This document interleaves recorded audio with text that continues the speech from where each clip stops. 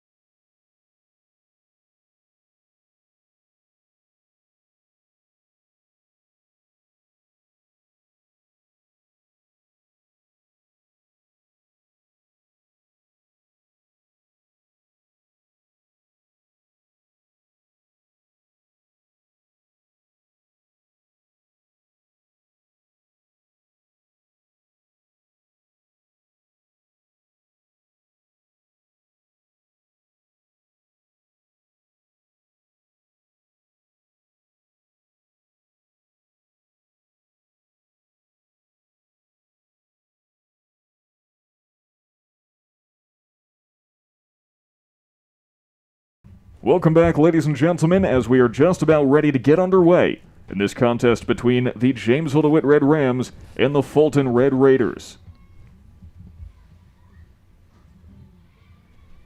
Opening face-off is about to be underway. Although I think we were just told it's technically a different term for girls lacrosse, but I've already forgotten it. I believe it was draw, so it looks like we are at the initial draw here, which was news to me as well. Way to establish our credibility right off the bat. Well, that's what we're best at, huh? As it looks like Fulton will take away the opening draw. All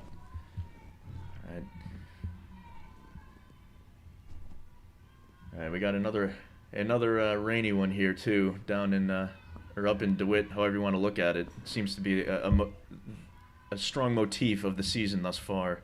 Well, it is springtime in upstate New York, and Syracuse, one of the most precipitous areas in the United States, to use an SAT word. Absolutely. Well, just lucky it's not snow, so. Yeah, honestly, we are lucky. I mean, it was snowing on May 1st for a couple hours at around 3 a.m. Absolutely. And no snow in Constantino's eyes, though. She made a good save off the bat. It's always important for a keeper to start hot. And looks like number one's on the right path so far. Constantino always off to a hot start, 2019 All-SCAC first-team selection.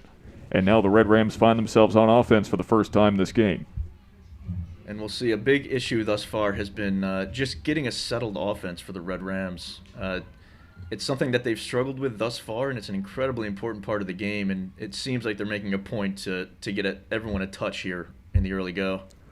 Of course, let's not forget that JD started off their season against two of the best teams in upstate New York, Baldwinsville, then Auburn, as currently it's Everly Kessler who controls. Slings it herself, great save. Early shot. I can't say that was a bad take. Closer to a good save, but let's see how the first Fulton clear goes here. Waiting for everyone to get into position. Oh, but we got someone jumping. A little pressure, and... Oh, they save it. Oh, picked off. Oh, we got a number. We got a fast break. She is... Oh! She tries to loft it. It just goes a little bit over the cage. An interesting play there. Take another look at it here. So she tries to just loft it right over the keeper. Well, she saw that the keeper was out of position. Unfortunately, her aim was just not quite accurate enough. Yeah, heads-up play. Just couldn't bring it home there the first time.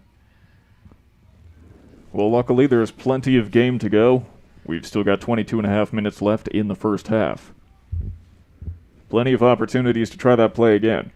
Yeah, you might not get that play in 100 more games, but I'm sure that they'll be more keen on hitting some net on any next opportunity. Ooh, good fake by attackman at X for Fulton. Playing a little cat and mouse and a nice little underhand shot and another great save from number 1. Constantino really has that cage down on lock so far. Yeah, and like I was saying, it's so important for the keeper to feel a little bit of confidence as the game goes on. Did we lose the camera for a moment? Oh, there it is. It's back. No, everyone at home, no worries. We got this. Yeah, nothing came unplugged, so, you know. Maybe everything's just waterlogged. Totally possible, even though we're indoors. All right, let's see what JD does with their second possession. It's McKenna right now making a break herself. A face dodge. She comes across, goal line extended.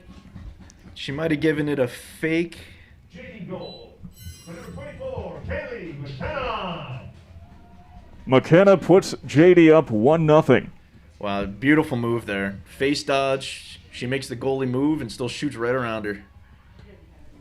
Kaylee McKenna with her first goal of the day, her 4th of the season. The Elon University commit making her presence known. Let's take one more look at it just because we can. Why not? Yeah, I mean, a great move. You know, lacrosse is a team sport, but sometimes it's just impressive to see you do it all by yourself. Absolutely. I mean, she noticed, too, there was a lot of isolation. There was no slide coming, and she just went for it.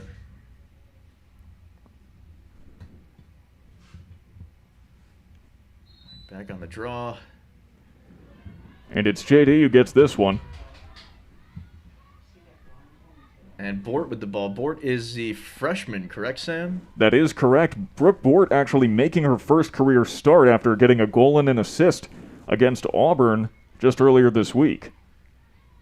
Really impressive as a freshman to be getting a start in your second game at the varsity level. Absolutely. I mean, I think a lot of people would be shaking in their boots at an opportunity, but Bort fearless in her first game, and they're hoping to get a little bit more of that in her second match here. That's Bort in the number 12. And we'll see if she can play a nice compliment to Kessler. Maybe take a little pressure off her and open up the offense a little more for everyone else. McKenna looked like she was thinking about the same play, but decided against it for a moment. Ooh, we got a slide. She should probably get rid of it here. Makes a good outlet pass. That's Sydney Balladin over to McKenna. All right, they're going to work it through X here. Something I haven't seen a lot. Oh, another one-on-one. So they're really spreading out in this isolation offense here. Trying to find lanes and take advantage of them. Absolutely. A little skip pass up top to Kessler.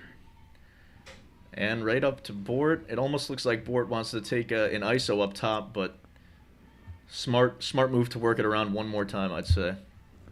Red Rams look like they're trying to build that chemistry you were talking about earlier. Absolutely. It's not instantaneous as some chemical reactions. This is more of a fermentation, if you would.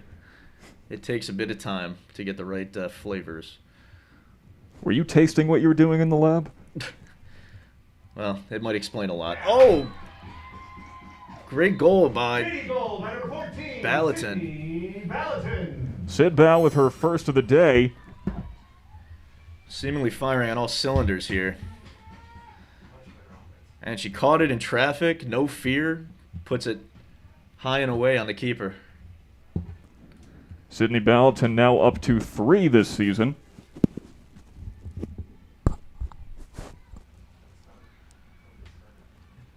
You know, I noticed when I was putting my notes together for today that a large number of players on the JD team are also on the varsity soccer team. Now, a lot of that might be explained because, of course, soccer's in the fall, lacrosse in the spring, but do you think that there's enough similarities between the sports that the crossover could really help you as a player? I would definitely say so. I think especially for girls and women's lacrosse, I think that speed and, acumen with your lower half of your body is super important. Yeah, obviously in lacrosse you have the stick, but I could definitely see the transferability of skills there, especially if it's the same group, a largely similar group. Oh, Bort catches it in the middle in traffic. She gets it out. Impressive play to keep possession there. You know, traffic really is an apt metaphor. Lacrosse, it is a little bit like trying to navigate rush hour. You're looking for the lanes. Yeah, well put, but they're not always there. You got to work for them. Sometimes traffic just lets up without too much work. And Bort slings it, but not quite fast enough. Save by the keeper for Fulton. She is not afraid to let him rip out there so far.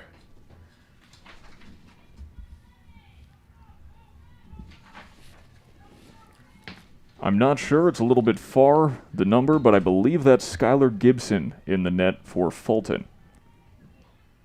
And let's see, there was a fairly successful ride here by the Red Rams last time, and it looks like they're forcing a little bit of worry here for Fulton, but they get it to the other side of the field.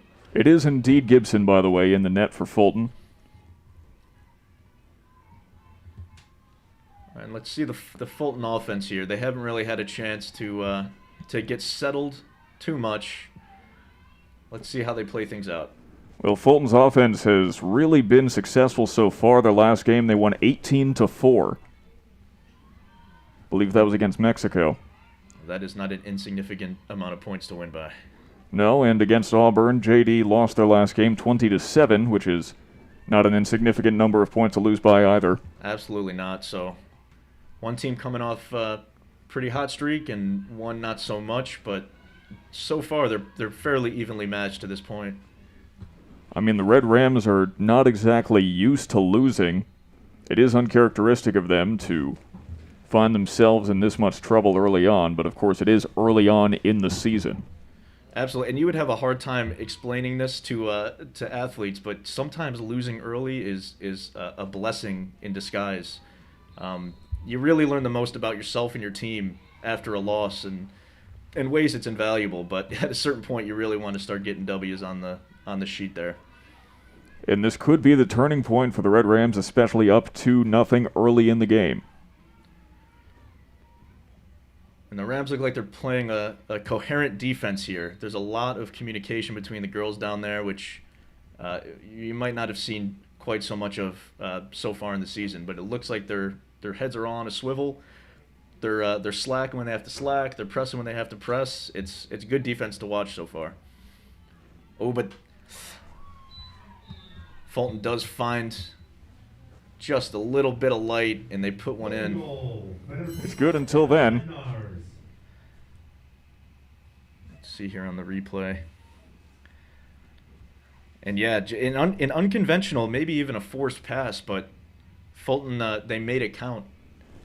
The freshman Anna Bednarz scoring that one. So it seems to be a situation here where freshmen are actually coming out swinging. Yeah, I mean, whoever can do it for you. You know, sometimes the freshmen have just bright eyes and bushy tails and don't mind getting into the dirt. Youthful optimism. Absolutely. Hopefully that won't fade, but... There are 2 freshmen on the Fulton squad and 1 8th grader, actually. Whoa. Back to the X for a draw here.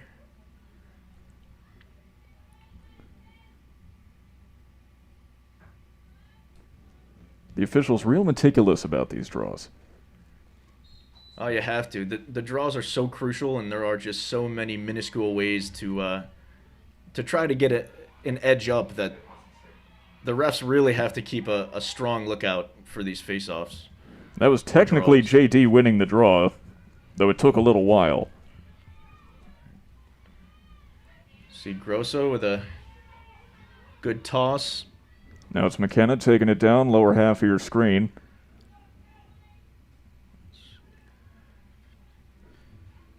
Looks like Barclay is running a little bit of the offense from behind X. Something, again, that we haven't seen too much from the Red Rams to this point, but seems to be a winning combination right here.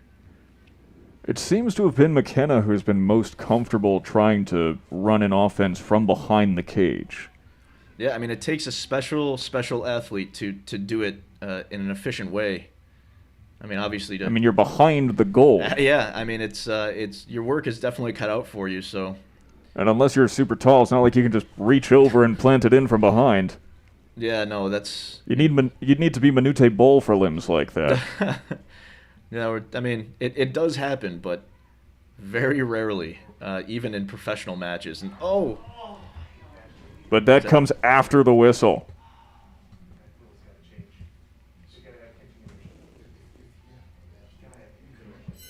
You can take another look. You won't hear the whistle.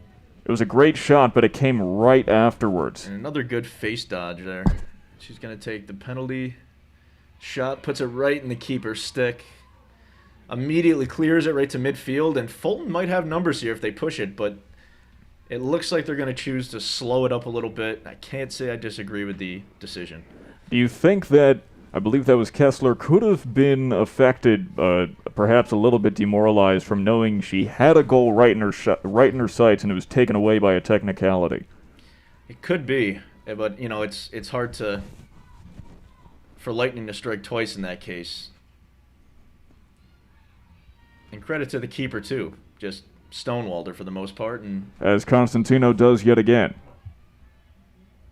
Yeah, strong-willed keepers out here. They are not letting up an inch right now.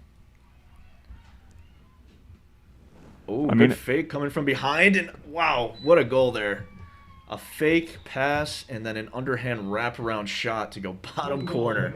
And just like that, we're all tied up at 2. Very athletic play there from Fulton's attack, number 22. That is Emma Weaver.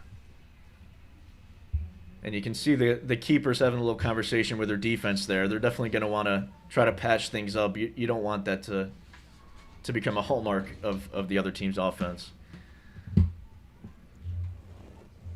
Of course, we are so very blessed to be home to some of the best lacrosse action in the entire world right here in upstate New York. This is the best of the best that we get to watch every single day. Oh, I agree with you 100%, but hopefully we don't have too many people from Maryland or Long Island listening to us because they would disagree with vigor. Doesn't SU keep beating like Johns Hopkins and whatnot, though? Historically, but the SU varsity or the university team has had their ups and downs this year, but historically... They did just beat Robert Mason today. Oh, the women's Morris, team. excuse me, Robert Morris. Women's team is top notch. I believe it was men's today, actually. Oh, really? I don't know. I heard it in the car when I was on my way over here. Got it. Well, yeah. Either way, the legends coaching both the men's and women's team for the university. Speaking of you were saying earlier, going over the goal and scoring is something that is it Paul or Gary Gate, the head coach for the women's team for SU, is known for doing that. You can look it up on YouTube when the game's done. The air gate, not right now. The air gate, they call it. Put that in your notes for those watching at home. So far on the face-offs, although it should say draws, but guess what? It's a little late to change the graphic now. So far, JD has taken them 4-1. So they have been succeeding at the center of the field. Yeah, they're doing well, and they're getting good shots off. But the Fulton keeper's having a pretty good day so far, and picked off a forced pass from X leads to a whistle. By the way, if you are currently joining us, we do have a comment section, and it is up right next to us, so we're always taking a look, and if you say something we happen to like, might even talk about it on the air. We welcome your comments, everyone. No matter how silly they may be. Because really, they can't be much worse than ours. Right, Fulton so slowing things down.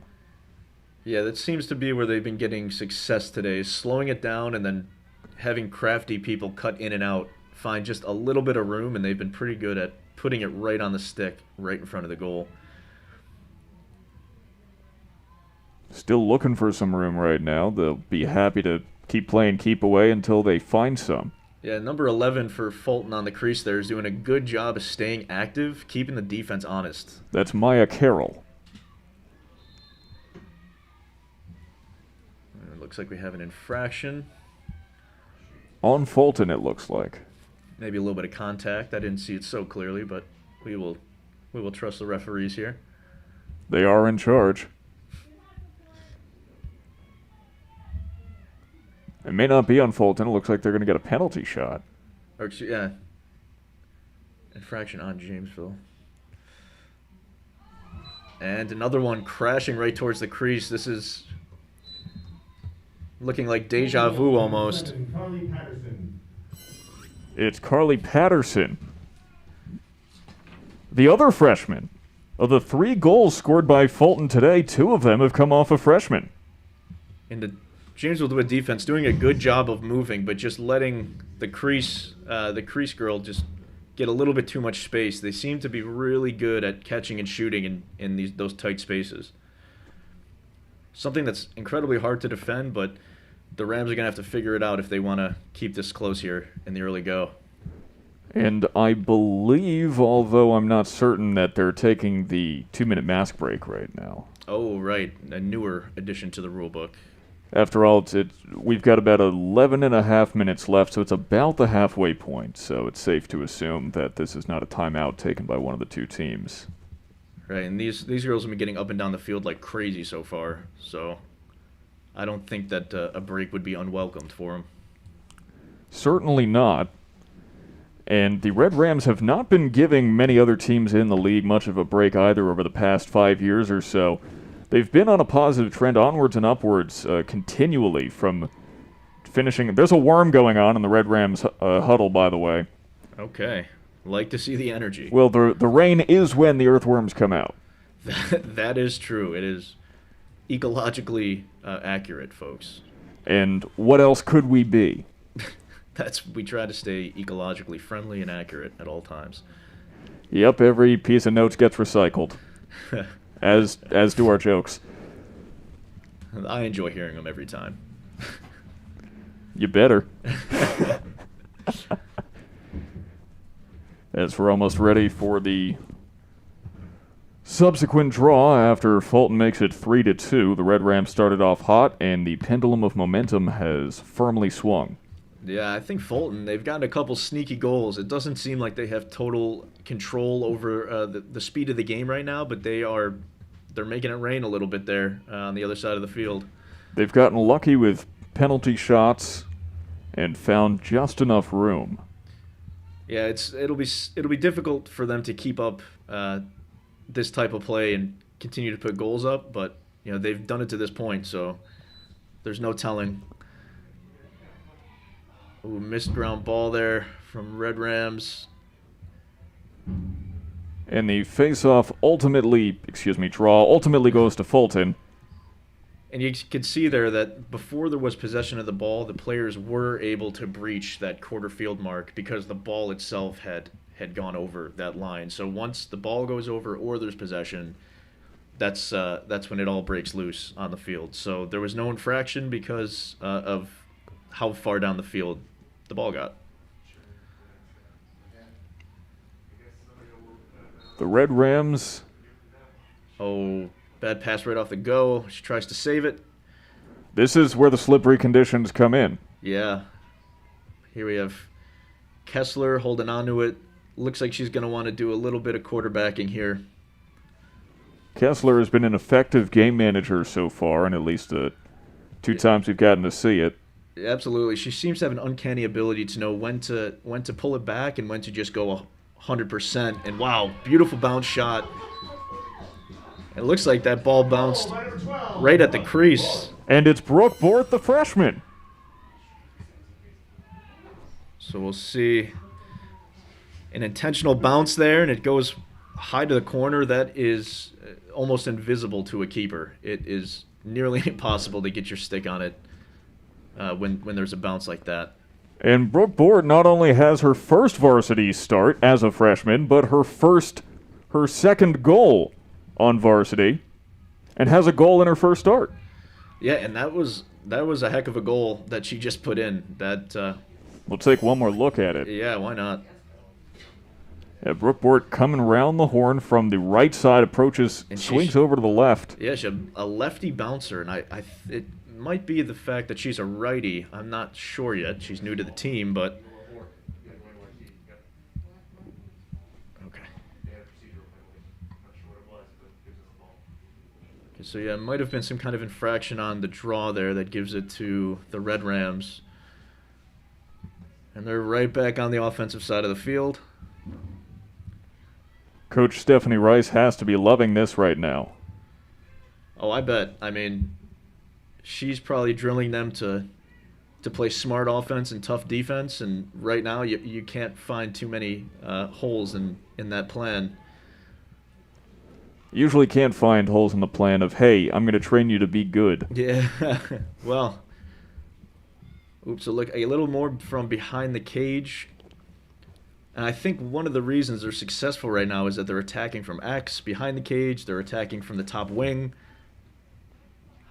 As McKenna overshoots. They're not showing their true colors to the defense. They're bouncing it around and keeping them on their toes. They're keeping their attacks extremely varied. They haven't gotten the same goal twice. True, and maybe a part of that is the new pressure of number 12 Bort, who may be stretching things out for the defense a little bit because she is dangerous out there at the moment.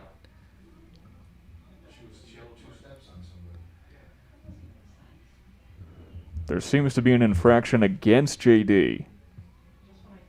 Huh. Oh, perhaps a dangerous shot? According to the people here in the press box with us. Yes, we have the best peanut gallery one could ask for.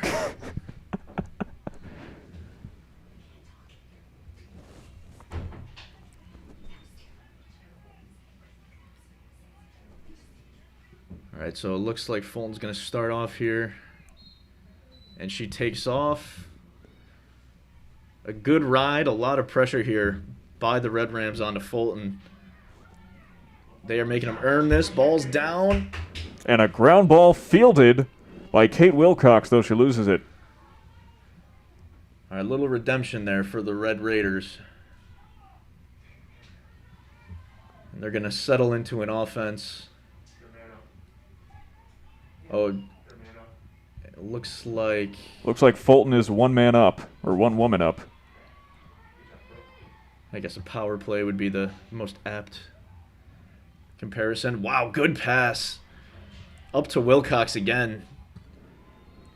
Wilcox has been extremely effective at midfield. Let's see, is this... They're going to bring her back. Oof. Oh, nice. So Red Rams retain possession. They're a little bit all over the place here on offense. Once they get it settled, they seem to be doing well, but the clearing has been a minor issue to this point. Again, could be because of all the rain, but...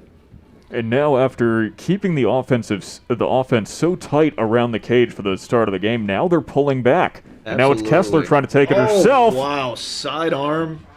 Stick side right off hip. Everly Kessler, everything she does looks so effortless.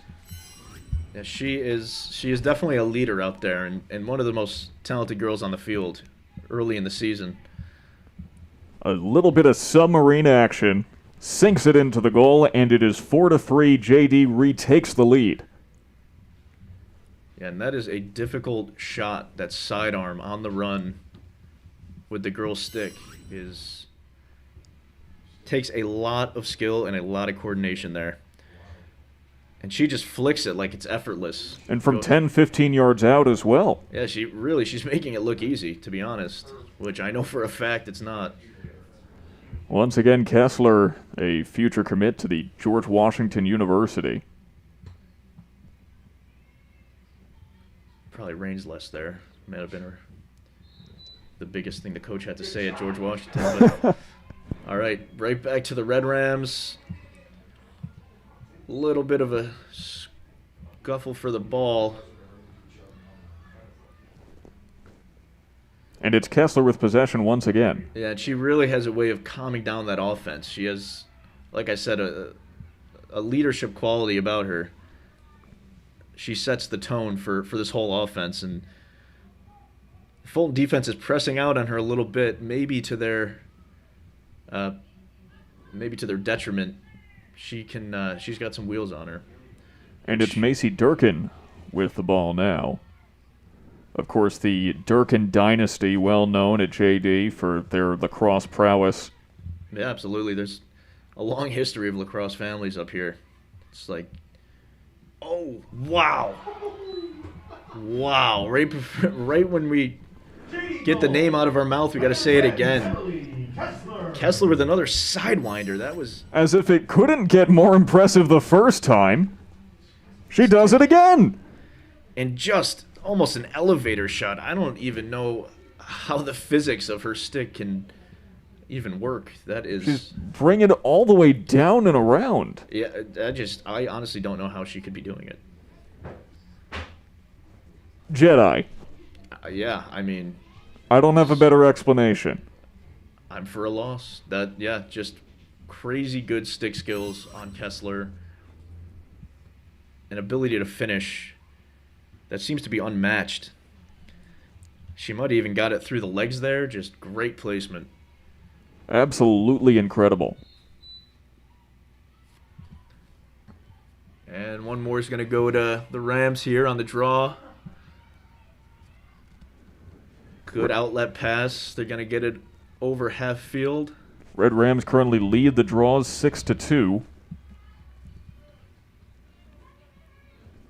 And it shows. It seems like the Red Rams have been doing a good job at hogging the possession here, which is incredibly important. And for the most part, taking advantage of many of their opportunities. Now, it's not always a perfect indicator of success, as we found out in the game against Baldwinsville, where JD actually led in draws, although they lost the game 15-9. But it is a good general assessment. Right. Between face-offs and ground balls, you can almost tell who would win a game without seeing the score. So, good save by the Fulton keep. Good shot off hip. Skylar Gibson with an impressive stop. Gibson, good save by Skylar. But the Rams are right back at it. And again, pulling up from X here. Having trouble seeing who. Well, we can always try off the monitor. Yeah. Oh, yeah. 15 looks like... Yeah, yep. I'm in the corner here. I'm calling this off the monitor pretty much. I don't even have to be here. I'm enjoying the en vivo game. But it was Barclay who was doing a little quarterbacking herself there from behind the cage. And you know, it is interesting with the pandemic, that's actually what so many different sports teams and networks have been doing, is they don't actually have the broadcasters travel anymore. They're all in a studio, and McKenna has her second of the day. Looks like the Red Rams are doing a good job sharing the ball there. Everyone's getting opportunities, and to this point, everyone is capitalizing. And I believe I heard that Fulton wants to call a timeout. Probably a good idea. You don't want the game to get away from you if you're Fulton. So a strategic move. We'll see if they can kind of gather themselves and keep things hyper-competitive. But the Red Rams are in a groove right now. They are starting to click. 6-3 it is right now. They started 2-0, then gave up 3 in a row. And they're on, a 4-0 run? Yeah, it's been a bit of a yo-yo game. But as we've said in the past, lacrosse is the ultimate game of momentum. It can swing and swing back just as fast, and that's part of the fun chess type of strategy of lacrosse. You need to know to strike when you're hot and to kind of pull back when you're faltering a bit. Fulton faltering just a little bit. Right. See if you can say Fulton faltering 5 times fast. I will not try. I'm afraid of the words that may come out of my mouth trying. Yeah. It's more of a rhetorical, don't worry. JD, though, on a roll right now. McKenna with 2 goals to the day. Bort with 1. Kessler with 2. Ballatin's got 1 too, looks like, right? Yeah, that's correct. I was looking for that extra slash mark.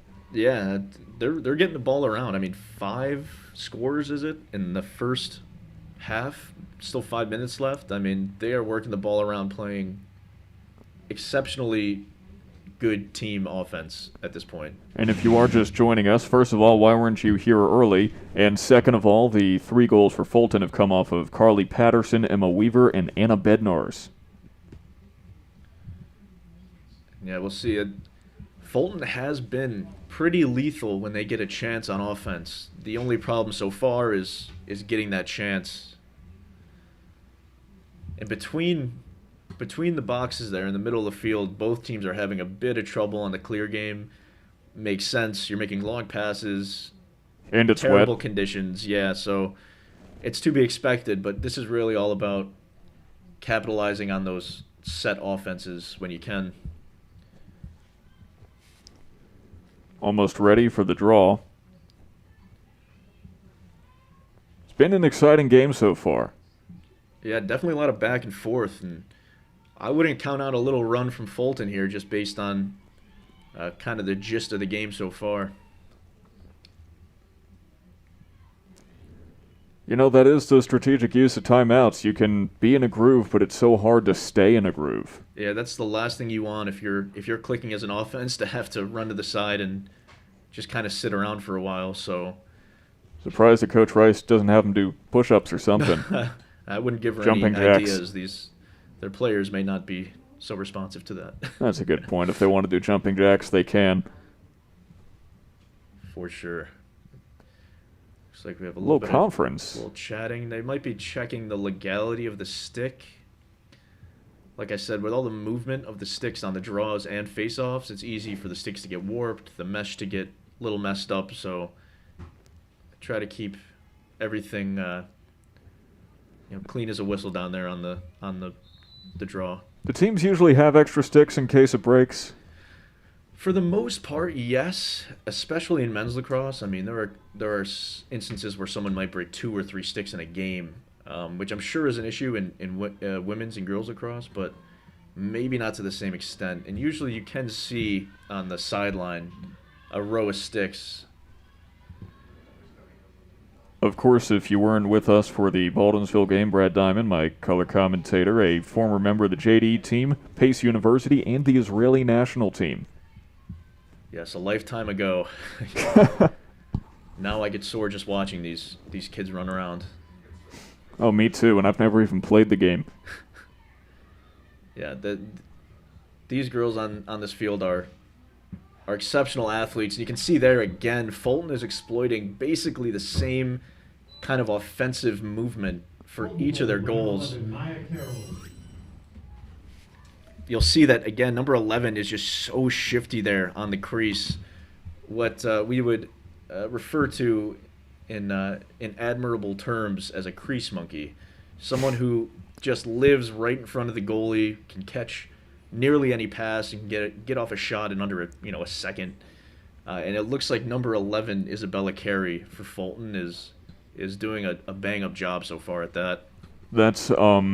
That is Maya Carroll, number 11. Oh, excuse me, sorry. Yeah, for some reason they put the grade on the left side on the roster. But that is the 8th grader, Maya Carroll. Oh, my goodness. Maya with a unbelievable finish. So that is 3 of 4 Fulton goals coming off of either 9th or 8th graders. It looks like Fulton's got a pretty bright future. Yeah, shows why they made the roster. Absolutely. And we were just talking about maintaining that momentum. Give up a goal pretty much immediately, does JD. Yeah, I mean, they're doing their best. It looks like there's not much that can be done when the Fulton team is cutting and finding openings there on the offense. And just got 2 draws in a row. Yeah, we could be seeing a bit of a momentum shift here, which is fun for the viewers and the commentators. Keeps the game super competitive, but you don't want to let it get out of hand if you're Jamesville, and you're hoping it gets out of hand if you're Fulton. This game could end up being what Keith Hernandez affectionately calls a 2-packer. You're going to have to explain to me a 2-packer there, Sam. Oh, he gave a story on MLB Tonight a little while ago, as there's an infraction of how he used to have an unhealthy habit of smoking during games. It's his term for an exceptionally close nail biter. Got it. Yeah. Well, we'll be pushing 2-packs here potentially. An attempt to sling it from Fulton, but Constantino still lights out.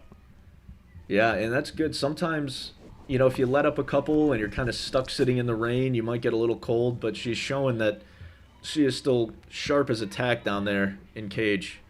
And it was another underhanded attempt, too, from Fulton. The little golf swing seems to be growing in popularity here today. Yeah, and it looks like a circus trick, but there's advantages because when you're shooting on like an odd plane like that, the ball can really go anywhere. It can go low, it can go high, it can stay right at hip height. So the ability for the keepers to get an eye on it is hindered when you're releasing from that type of angle.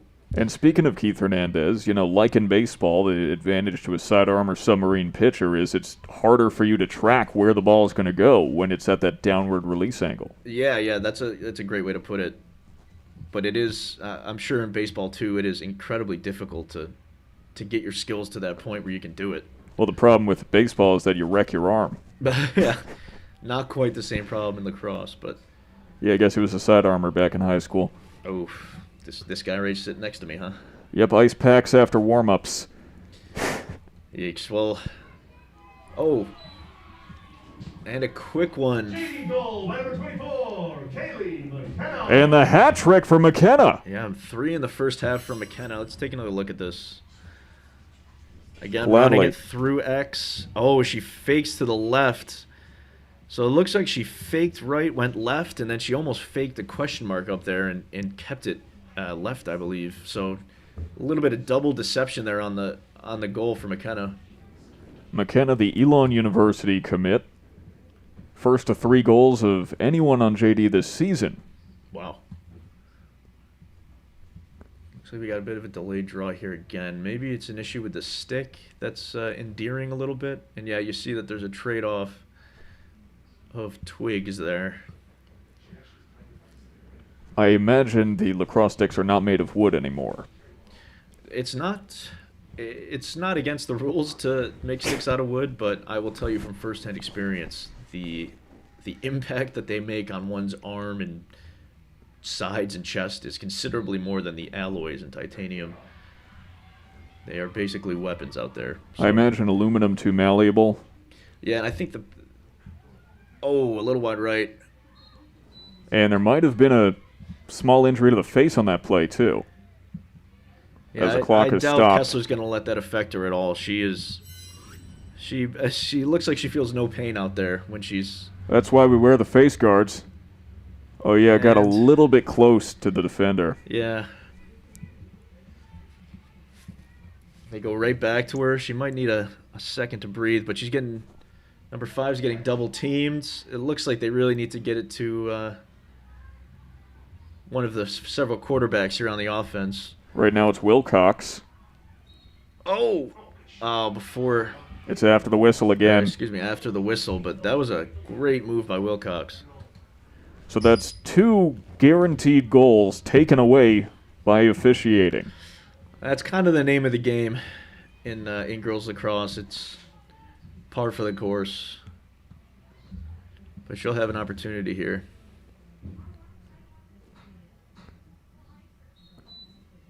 Oh, she pulls back, moves it behind the cage. It seems to be where they're most comfortable right now. Now it's McKenna who already has 3. Oh, good Over luck to to Kessler! Oh, and... Off the... City goal by Emily Oh, Kessler and... with the assist. It looked like it might have been off the side, but it snuck its way in. Dribbles in. When it goes on the outside, Sam, we call it a parent goal because the parents think that the goal went in and they celebrate, but it's on the outside. Oh, I thought you were saying because they're watching from the sidelines. No, it's just it can be tricky there to tell if the ball went in or out sometimes. So people will cheer before they know because it's exciting. Perhaps in an attempt to influence the officials as well. Yeah, you never know. Yeah, one more time. And it's just a great cut. And that was Kessler again. from McKenna, I believe. But yeah, that's quite a duo there. So Kessler now has a hat trick. And it looks like a good draw from the Rams. And there they are, right back on offense. The Red Rams in the first half have 2 hat tricks. You don't see that so often. And it looks like they're going right back to that settled offense, which has really been working well for them to this point. It has been the dictation of momentum, especially from Everly Kessler. George Washington commit more like George Patton out there, commanding. Oh my goodness, he went there, folks. He went there with the Pattonism. Well, both George. I don't know. I saw an opportunity for something halfway clever. No, that was well done. And oh, she tried for another. I mean, it looks like she's throwing baseball terms. It looks like she's throwing a changeup, and the ball comes out just whizzing. So she did get knocked down, though. Planted a little bit. Oh, good look. That's gonna end it though for the first half. The first half has come to an end here in JD. The Red Rams up over the Fulton Red Raiders 8-4 at this point. It has been a back-and-forth game, as you said, a yo-yo game so far. But the Red Rams are doubling the score of Fulton. Could change, though. We've seen it change at least twice already.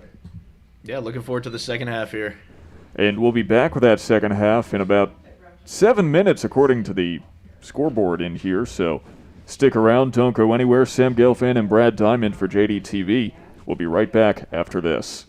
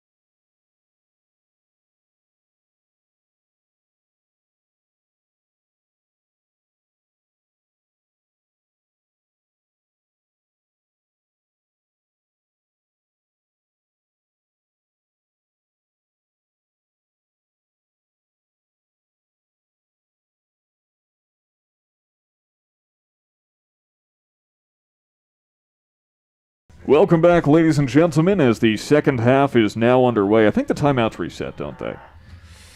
Believe so. If there's only 2, I think it should. Then let's give Fulton their timeout back. Sam Gelfand and Brad Diamond here on JDTV as the Fulton Red Raiders looking to get something going, falling behind 8-4 against the Jamesville-DeWitt Red Rams in the first half. Second half is now underway. And the Raiders are quick to get possession. They're trying to. It looks like both teams have fairly similar game plans in terms of how they want to run their offense. It's been a lot of isolation plays, a lot of cutting on the crease. Both teams have found success. It just might be that the Red Rams have had more opportunities to this point. The Red Rams also have been winning the draws. Absolutely, and that's a huge factor into why they're getting those extra opportunities at this point. And we've seen some fantastic goalie play from both teams, but perhaps Skylar Constantino just a little bit better. Yeah, they're the only goals that are getting scored on them are absolute circus goals. You could fill the cage up with bricks, and some of these goals would still be going in. So the play from the keepers is outstanding, and some of the shooting is just unbelievable. Finding little holes in the mortar as the stick goes flying. Ball's up. Looks like the Raiders are. Let push on the Rams. We'll take a look. Yeah, well. Looked more like she tripped. Yeah, but in that case, I think the refs prefer to be safe and they also don't have the vantage point that we do. Yeah, we get all the goodies up here. We have the higher up vantage point. We were in better position. Oh my! Shot coming in. No, Constantino. Wow. That was it over the shoulder backhand? Great look, and you can see coming she tries without to do looking. A bouncing backhand, no look, and almost gets it on cage 2. Just insane. And as we've talked about, this is the place where we can see stuff like that. On the Inside Lacrosse rankings, JD with a rating of 92 in 2019, 84 for Fulton. So these are 2 very talented teams.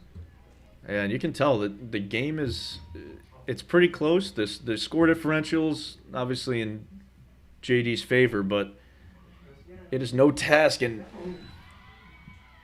it's a goal. A tough goal for Kessler. That's goal number 4. And she earned that one all the way. She took a little thump in there at the end. That was just straight pure brutality, pretty much. Just using physicality, forcing her way up into the goal. Yeah, just bulldozing her way, just telling everyone else, get out of my way or you'll end up on the side of the road there. So she is a force out there. Everly Kessler using all of her 5'8" frame to just power her way up. Yeah, she does not make it easy on the defense. She actually might be a nightmare for them. Kessler on track for a double hat trick. Yeah, she's like we've been harping on. She is a quarterback for the team. She is a calming presence, but also an energetic presence. She really knows how to fold herself to the situation. Probably explains why she's also senior class president. That is not a shocking fact to learn. Definite leadership qualities out of number 10, Kessler. Also a future political science major. Who isn't a George Washington? I should have put 2 and 2 together, though. Yeah, sure. She'll be writing our laws in 20 years. She has great leadership qualities about her. I don't believe we've had a lacrosse player in Congress yet. I don't know. Maybe there's a couple tricky ones that have sneaked in. All those Ivy Leaguers and whatnot. Oh, wait, didn't John Kerry play lacrosse? I might be making that up completely. I think one of those old-timers did. Well, we do have a comment section. If you happen to know if a lacrosse player has made it into Congress, please let us know. Do the research for us because we don't have a producer. No, we are talking nonsense, potentially. Yeah, this is you know how, like, TV stations are trying to cut staff everywhere. This is the new evolution. You are our fact checkers. Yes. We appreciate everything you all do, viewers. You ever watch PBS and they name the sponsors and viewers like you? Oh, behind the back. No look.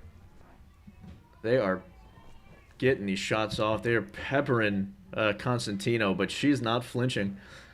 Wow, and you got to wonder what move is coming next. She's got her back to the cage. There was a whistle blown, but... Well, when you're down by 5, you've got room to experiment. Yeah, that's one way to look at it, and it looks like the Red Raiders share that sentiment.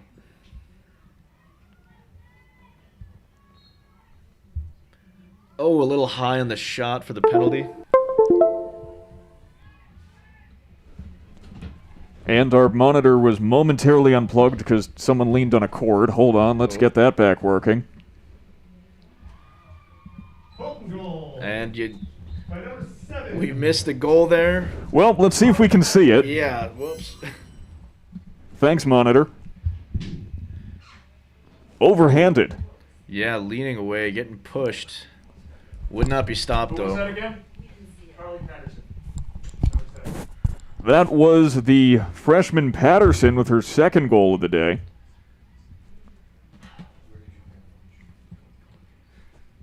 And really, both of these teams are getting really good looks right on the doorstep, right on the crease in front of the goalie. Not to say that's been bad defense. It's just been the offenses on both teams have been exquisite at drawing other players, finding an open player, and even a second or third pass right to the doorstep. Really fun lacrosse to watch. This is undoubtedly an offensive league. I mean, Skylar Constantino coming into this game had 13 saves but 15 goals allowed. Not to say that she isn't a good goalie. She was a all-conference first-team selection in 2019. It's just that the quality of the offense is that good. Absolutely, and I think I've mentioned this in past broadcasts, but just the rising tide has floated a lot of ships in terms of, you know, the skills that these girls have are just a revolution compared to even 10 or 20 years ago. The general quality of playing has improved dramatically. And we thank you for joining us to view it here on JD TV. Let's see, the Red Rams offense trying to get in another groove here in the second half. They haven't had a ton of opportunities, and I'm assuming they're trying to replicate their performance from the first half.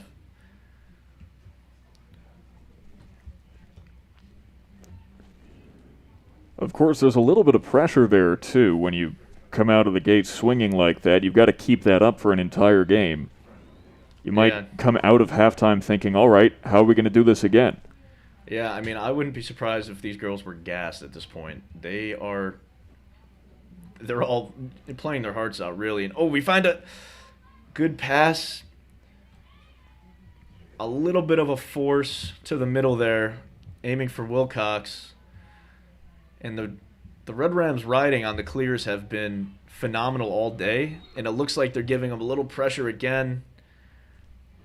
And you know, you were speaking of the fact that all these players may be a little bit winded right now. That's the other factor of these rainy conditions to consider is... Plus the masks. There's a lot going against these girls in terms of their cardiovascular at this point. But well, because the rain may have let up a little bit out there, but you have to remember that the humidity during and after rain, I mean, you know, I'm from Florida, and it seems in the comment section we have some viewers from Florida as well, some people coming in from the villages right around Orlando. And it's so humid there, it's like you're breathing in soup the entire time. And with a heavy downpour like this, you get a little bit of that quality. Yeah, and you know, this place is like it's like a tundra in the winter and like a rainforest in the summer. So, you know, I think it was 95% humidity 2 days ago here in Syracuse. So, yeah, they are getting no help from nature right now. Or, I guess the masks are due to nature problems too. So nature really has it out for these lacrosse players today.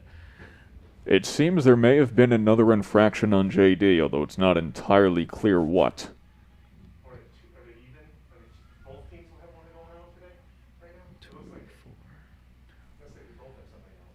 So we're trying to figure out exactly. Yeah, it'd be nice if they told us what was going on. Well, it's always fun guessing, right? But there may have been a couple people relegated to the penalty box. We'll have to do some simple maths here and see if we can verify that. I'll leave the math to you. It's not my forte. Let's see how this is set up here. 2, 4, 6. As you can imagine, it's not easy breathing in soup. It's much harder to catch your breath with higher humidity. Yeah, and so, I mean, that could be one big reason, too, why the teams have slowed it down so much. Really to their benefit. The settled offense has been really hard to stop for either defense. It's been amazing that neither team has really benefited from the fast break in the way that we would expect so far in this game. No, and the pushing when you have numbers on the other team is a great way to pump in a few goals, but I think these rainy conditions have slowed down the game, so to speak. Definitely not the shooting or the cutting, but in stride. But as we say it looks like there's a fast break opportunity potentially. Oh, 11 takes it coast to coast. One pass, lays it up. One-timer right there. Wow, number 11, Maya Carroll.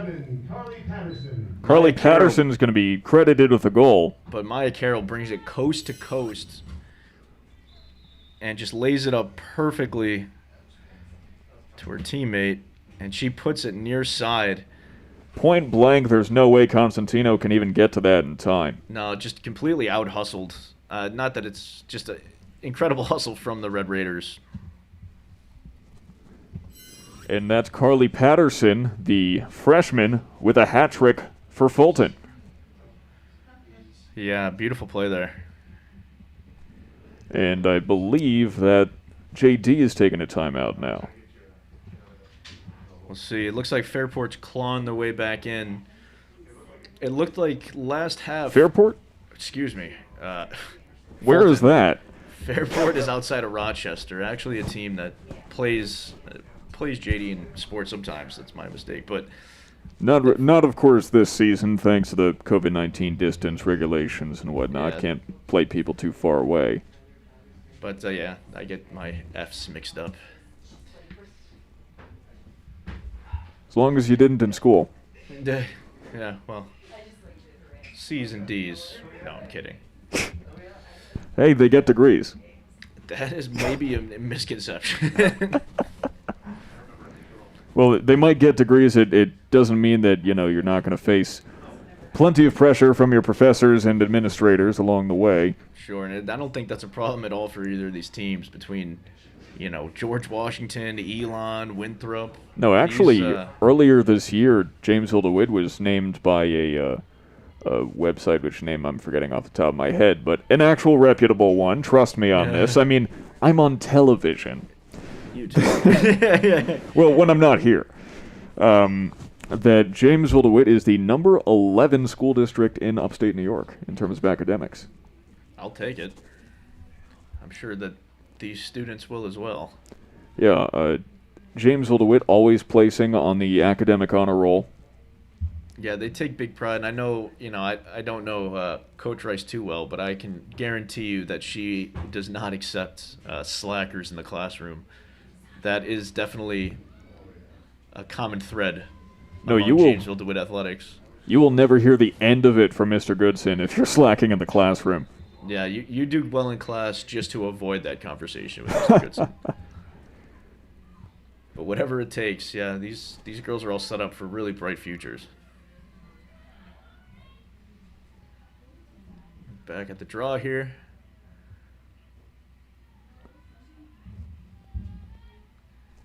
Ref doing his due diligence. And we got a scrum for it. And looks like Fulton pulls it out. And is that Carroll again? She is a wrecking ball out there.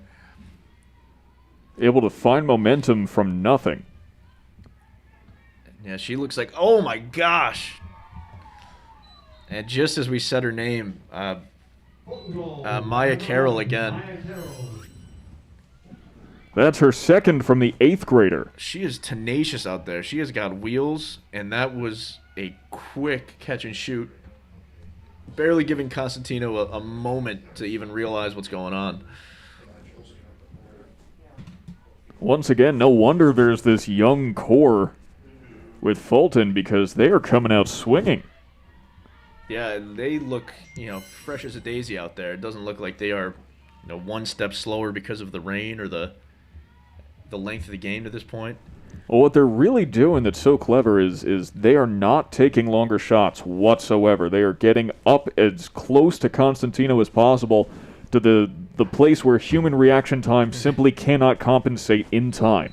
Yeah, that's really your only shot with Constantino, to be honest. And there's another face-off or draw that again. No way she's going to. She feeds it. She's very generous with the pass. That's to Patterson. And maybe they think after these quick couple goals they can slow it down a bit. But they are attacking. What a catch. Right back to 7. Threatens to shoot, but decides against it. Wow. Does Patterson.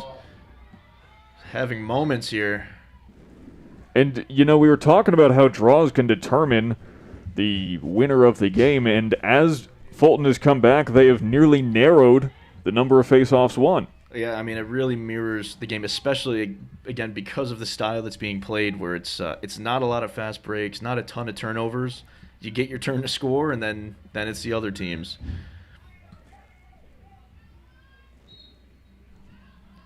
And they might be shaking in their boots a little bit with this 8th grader here. Not a phrase you hear too often. No, and definitely not. Not in sports either. And not a detriment to the JD defense. Though if you're on the JD defense, you might have to find yourself thinking, well, how do I keep them further away from the goal? Oh, and that's great save by Constantino. And they got to be careful there. They almost let one sneak in. Constantino runs out of the cage. She does not want to take those shots if she can help it. JD has to keep these Fulton attackers away from the crease. Yeah, they have been so shifty on the inside, both with dodging and with cutting off ball. There is even the passes that are being forced into the middle seemingly are all caught and shot. The stick skills for this core of the offense for Fulton is honestly quite impressive.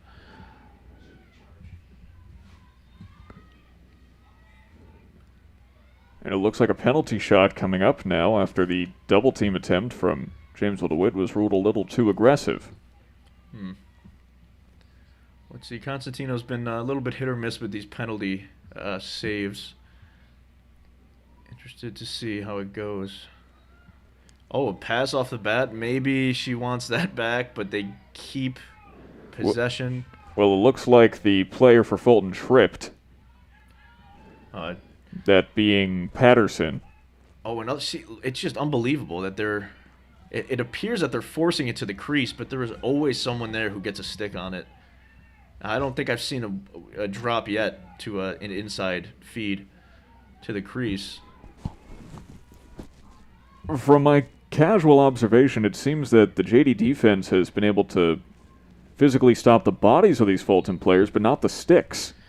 Yeah, and there's an old saying in lacrosse: the ball can always move faster than your body. So, even if you body up the defense, you got to keep your head on a swivel there on D. You got to keep your stick on the cutters, especially 11 Carroll. It doesn't matter if you prevent them from moving forward if they're able to move their arms just enough to be able to flick it. Right. So that's really the. Oh my goodness. And incredible that was not a goal. Yeah. Wow. What a pass by the Fulton offense. Just like a hook shot right to the stick. And she's going to go for it, bottom right corner. Constantino tracks it, but can't get a stick on it quite. And Patterson has her 4th goal of the game. We are almost all tied up. These underclassmen. Fulton is going to be a force to reckon with in these coming years, I imagine. Yeah, imagine that. We were 8-4 at the beginning of the half, and now halfway through, it's 9-8. Yeah, so JD was able to parry the comeback at the end of the first half. Now it's basically anyone's game. But as the momentum comes and goes, we have to ask the question, can Fulton keep it up, or is JD a sleeping giant right now, ready to go at it again? Well, you have to imagine JD starting 0-2, that they do not want to fall to 0-3, and that little bit of tenacious determination might be enough. Yeah, no one wants to lose, especially 3 in a row. As there's another face-off that goes Fulton's way. And Carroll is just all over the place here in the second half.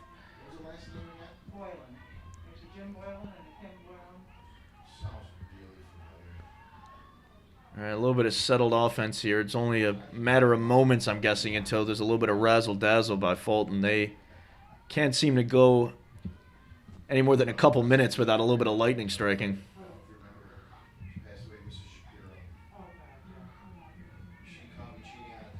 The Red Raiders have been on a roll in this second half. But as we saw in the first half, it is a streaky game. And there's plenty of time, just 12 and a half minutes left for that pendulum of momentum to swing once again. We'll see. JD's poor attackmen might be getting a little chilly out there. They haven't had too much to do in the last few minutes. They must be eager to start making it rain down there. It's turning into a two-packer. Yeah, you weren't lying. Metaphorical two-packer. It's a nail-biter for sure. And yeah, the JD defense is being quick to double-team 11 now. Carroll, she has proved herself to be dangerous, and that frees up the rest of the offense to maybe get an extra step or two on their own defensemen. 21 is Alexa Patterson, who I have to imagine is a sister of Carly Patterson, who's scored 4 so far. And maybe the sister without goals wants to... Well, she's at that point guard slot, if you will. Yeah. So, yeah, and like I said, it's... Oh, another great pass. Wow, just great stick skills, even if the play gets called dead. 11 with another penalty shot upcoming. Red Rams cannot keep these Red Raiders from getting towards the crease. Yeah, once they throw the ball to the middle, it has been just like a magnetic glue, whatever you want to say, between the ball and the sticks. Just like we've seen again, it's tied up, huh? And Carroll now has a hat trick. Don't call it a comeback, but it looks like Fulton has come back. There's 11 minutes left in the game, and now there are 4 hat tricks between these two teams. 2 from seniors for JD, and for Fulton, 1 from a 9th grader, 1 from an 8th grader. Yeah, and we'll see if more girls can't get into the mix here. But really, at this point, they're going to be happy with whoever's getting goals for their own team because... And there's another timeout taken by Jamesville-DeWitt. That's their second. Mask break. Oh, mask break. Excuse me. It's a mask break. And in this case, maybe it's a little more advantageous for JD to take a second, cool their heads a little bit, and get to scheming a little bit. Maybe see if they can't pump a couple in. Hey, if the circus shots worked for Fulton, maybe it would for JD. You never know. Yeah, I mean, we've seen a handful of circus shots from both sides. It's just been a little bit longer since we've seen one from the Rams. You know today's National Space Day. National Space Day. National Space Day. It's National Tourism Day as well, although can't imagine that too much of that's happening right now. Well, soon you're going to be able to mix space and tourism together. So that'll be really exciting. The city of New Orleans was founded on this day in 1718, and it is, of course, not the 4th of July. In case you forgot. I could have been fooled. It's also Johnny Unitas' birthday. No one more recent that's famous had a birthday today. Well, Johnny Utes, baby. And I guess tangentially related to sports, Gary Cooper, who played Lou Gehrig in the Pride of the Yankees. A little more irrelevant than Johnny Unitas, but... Yeah, I mean, I was scouring for what was happening today, and, like, no one famous was born today. Don't know why. May 7th, real drought. You hate to see it. For my own sake, yes, you do. Yeah. Space Day was a nice touch, though. Yeah, it's Space Day.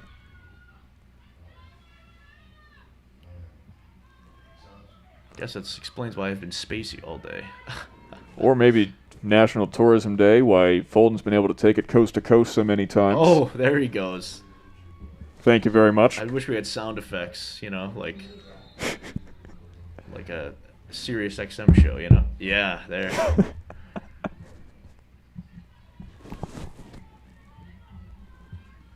Yeah, no, this isn't a FM radio morning zoo. Although we both probably wish it was. We're kind of pushing in that direction, aren't we? Yeah. It is getting late for everyone out here.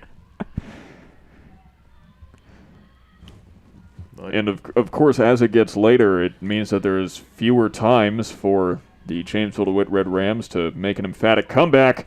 Though Constantino got lucky that bullet sailed over her head. yeah, a rare off-cage shot. They have the Red Raiders have been just hotter than a pistol shooting today, or at least in this last stretch. So now Fulton looking to reload, and they'll take their time doing so. Though there's a penalty.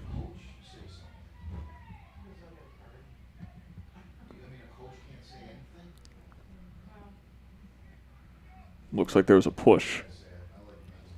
Unless they're just telling them to go further. Yeah, we'll see. Looks like it's another. At least it's a low angle opportunity here. If you're Constantino, you have a little bit of a leg up versus a, straight on. Coming from the side too. And she tosses it up. But really, this settled offense is just as dangerous as a penalty shot at this point. The Red Raiders have been living and breathing inside the crease. Yeah. Oh, and a rare errant pass. Oh, but JD's really got to... Well, can you blame them? They haven't gotten much action in a little bit. Yeah, they essentially picking daisies. They need to lock down this D, and the next time they get the ball, they need to retain possession and just get up the field. Yeah, you have to imagine, we've been talking about the stamina factor all this game, and as more and more goals are scored, it wears down the defense more and more. Right, and on the flip side of that, it kind of, you see the chinks in the armor, and as Fulton does it again, you just go right for the jugular once you see the weakness. And that gives them their first lead since, a few minutes into the first half? Patterson and Carroll have put up 4 goals apiece, mostly coming in this half. Yeah, and the drought continues for the Red Rams. They've given up 6 goals in this half. 6 goals in how many minutes, even? I mean, it has been one after the other, and it looks, too, from here that the rain's starting to come down a little bit harder. A dramatic way to kind of be wrapping things up here. Just under 9 minutes left to play, and Fulton has retaken the lead for the first time since about halfway through the first half. And what are we going to have here? That keeps the ref says a redo on the face-off, or draw, excuse me. At this point, they're just synonyms. I think the people at home get the idea. I mean, of course, I imagine they have been watching all game. The good, loyal, faithful viewers that they are. Oh, yes. And we thank each and every one of you out there. All right, so it looks like the Red Rams are going to have an opportunity for some offense. For the first time in forever, it seems, as the rain is picked back up here. And we'll see what happens with Kessler and even Board out there. see if that's who they entrust with the ball. A bit of a force there. The Red Rams attack has been silent for about 10 minutes. They've not been on offense. And now it's going to be up to Everly Kessler, Kaylee McKenna, and the rest of the crew to try to make some noise. And it looks like they're trying to stretch things out a little bit. The defense has to honor, half of the offense. So the further out they can play, the more spaces they're going to be able to find. But we have an infraction of some kind. Heard someone in the booth mention 3-second violation. Defense can't hang out in the fan for 3 seconds. Guarding somebody. That's why you see him bouncing in and out, in and out, in and out. Oh yeah, a lot like basketball then. So yeah, infraction on the defense. So JD's going to retain possession here. Lucky break for them. You can tell that Kessler is just chomping at the bit to get an opportunity here. The referees have had a keen eye in this game. Yeah, lots of micromanagement, as Jim Halpert would say from The Office. But even if the Red Rams are maintaining possession, this is not good for them because the clock is still running, and it takes away time they need to score. Yeah, absolutely. But both of these teams can score on a dime, so it really once the avalanche is coming down, like it's very hard to get it to stop. But they just need a little bit of a spark. They need someone to make a play or a pass that energizes the team, and we're gonna potentially see it. But what a save! Great save, Skylar Gibson. My goodness. and she's feeling it. She knows she made a beautiful save. Or she went out and into the crease, which is gonna forfeit possession and give it back to the Red Rams. So great play, followed by a bit of a mental fart there by the keeper. Well, that's one of the parts of the athletic mindset is you can't linger on your own successes for too long. Absolutely, and I wouldn't say she was doing that, but she was definitely pumped up. That was an exceptional save. And Kessler's trying to do what she can to find some room there. Even if the Red Rams can keep it tied for the remaining 5.5 minutes, then at least you can force some overtime play. True, but I'm sure they want to walk away with a win and fighting for possession with every possible piece of momentum left in their bodies. Wow. Amazing they came out from that scrum. Yeah, Barclay with a great ground ball. Moves it immediately, and the offense is right back in rotation here. And they're playing Kessler pretty far out. They know. Well, if anyone can hit it from that distance, it'd be Kessler. Yeah, you gotta respect her skill out there. Oh.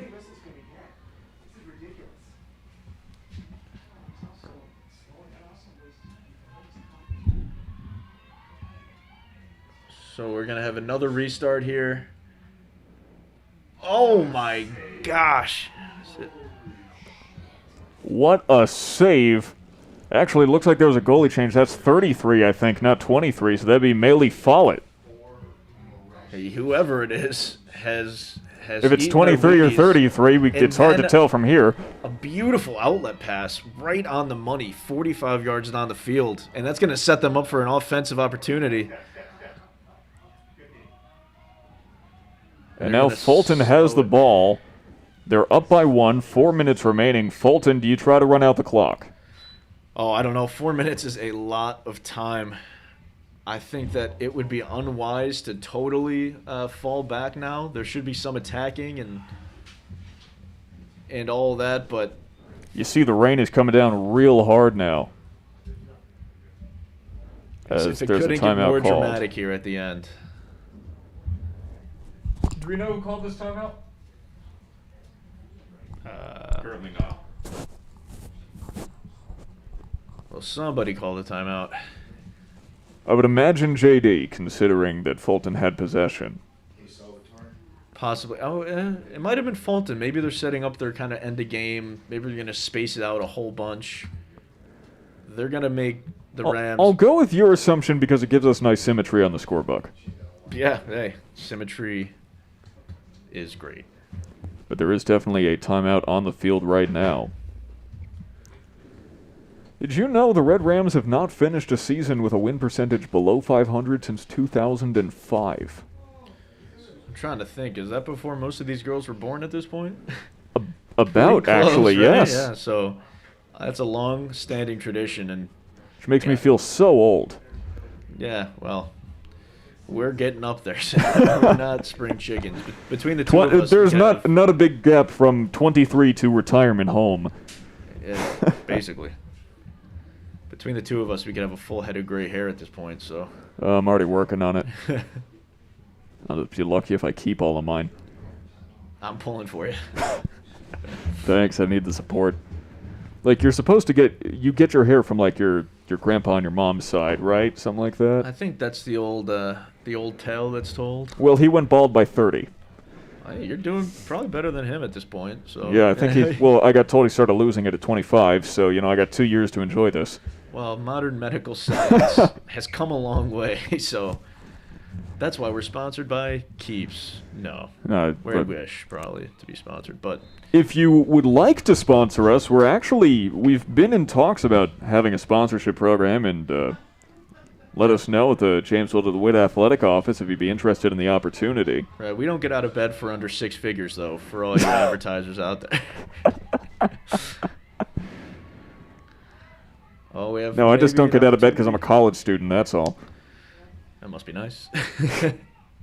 Well, you know what? The great thing about online classes, the one thing that really keeps me coming back to it is just that I don't have to get out of bed until 5 minutes before class starts.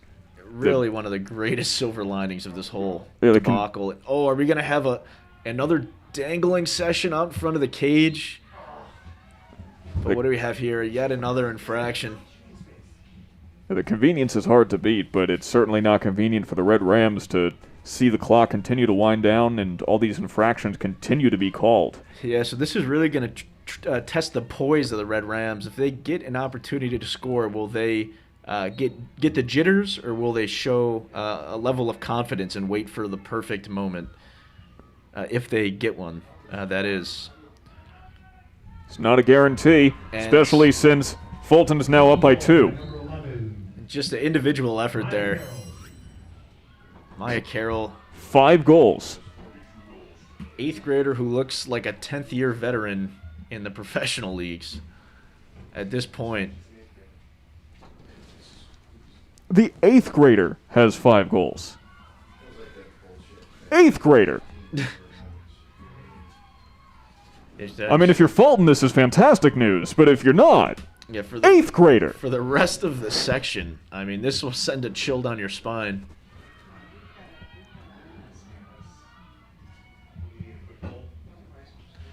Let's see. 3 minutes is plenty of time, though. There have been much more substantial comebacks in less time, so this is not a time to rest on your laurels if you're the Red Raiders. And now JD does get the draw. So let's see what they'll do, if they're going to push it or if Bad they're going pass. to slow it down. Picked up by the Red Rams, though. That was a big get off the ground ball. So let's see. They're going to their bona fide leader here. And then to Wilcox, who picks it back up. Wilcox fighting physically just to get any sort of footwork inside or near the crease. Yeah, it's every step towards the goal is earned. These Red Raiders are. But now there's going to be a penalty shot for Kate Wilcox, who has 1 goal on the season. Possibly an opportunity here. Oh, she go quickly and she gets it. Wilcox, ice in her veins. On the penalty shot, brings it to within 1. Still a couple bucks left on the scoreboard, but. And notice she had to sling it from far out because she wasn't able to get any closer due to that brick wall defense. Yeah, they converged immediately, but she was able to do a little dipsy doodle and find the back of the cage. So with under 2 minutes left to play, JD down by 1. Super important draw here for either team. This could be a real determining factor in how this plays out. If this heads to overtime, we're going to be on a third pack. Might as well get a carton at this point. Buy it in bulk. Yeah, the Costco brand.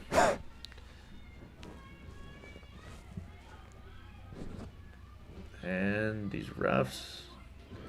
Real detail-oriented, these refs. Yeah, well, I'd rather that than lackadaisical, I suppose. There's pros and cons to both. Right, especially on these draws, you want to make sure everything is how it ought to be. Yes. Oh, yes.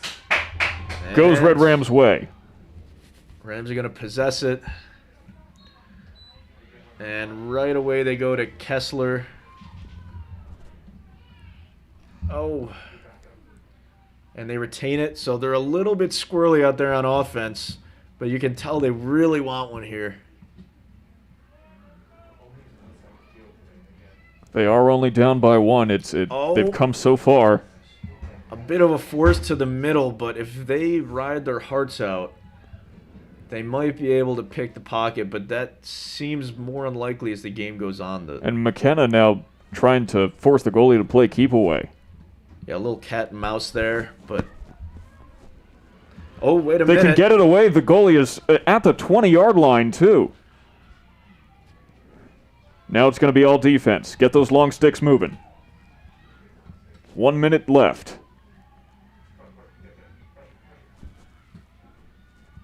Let's see if they're going to hold on to it. There's no shot clock in high school girls lacrosse, so there's not a huge impetus on these girls to force anything that they don't absolutely want. Well, this is when those stick checks come into play, too. True. Because you got 45 seconds. Red Rams need a possession and a goal, and they need it now. And it looks like the Red Rams have pulled the keeper for now. She's returning to cage. But they just really want to frazzle this offense if they can. At this point, they're even drawing penalties just to stop the clock. Yeah, again, another basketball-esque strategy. 30 seconds left. So now they got, Carroll is just zipping back and forth. Looks like she's pretty hard to catch. Double team, still gets it off. The curtain is descending. 10 seconds. Short of a miraculous full-court shot. And, yeah, I mean, poise on both ends.